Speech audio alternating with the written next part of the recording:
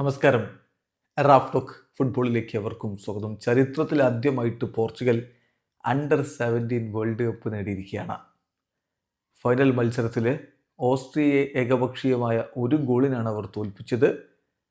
അനീസിയോ കബ്രാൽ നേടിയ ഗോളാണ് പോർച്ചുഗലിന് വിജയം സമ്മാനിച്ചിരിക്കുന്നത്. ഖത്തറിൽ നടന്ന മത്സരത്തിൽ കളിയുടെ 32ാമത്തെ മിനിറ്റിലാണ് കബ്രാലിൻ്റെ ഗോൾ വരുന്നത്. അതിലാണ് പോർച്ചുഗൽ ലോക ചാമ്പ്യന്മാരായി മാറിയിരിക്കുന്നത്.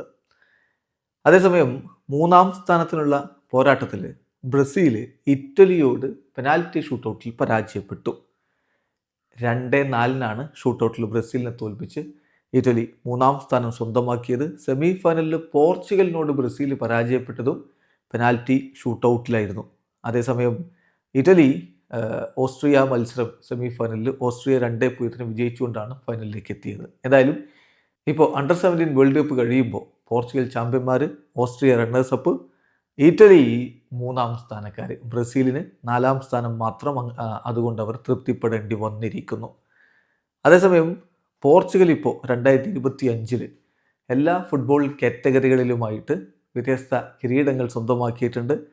അവർ നേഷൻസ് ലീഗ് ചാമ്പ്യന്മാരാണ്. സീനിയർ ഫുട്ബോളിൽ അണ്ടർ 17 യൂറോ കപ്പ് അവരാണ് നേടിയത്. അണ്ടർ 17 വേൾഡ് കപ്പ് ഇത് അവർ നേടിയിരിക്കുന്നു.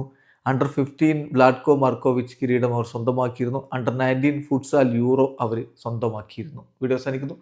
ഫുട്ബോൾ ലോകത്തെ കൂടുതൽ വിശേഷങ്ങളുമായി റാഫ് ടോക്സ് വീണ്ടും എത്താം.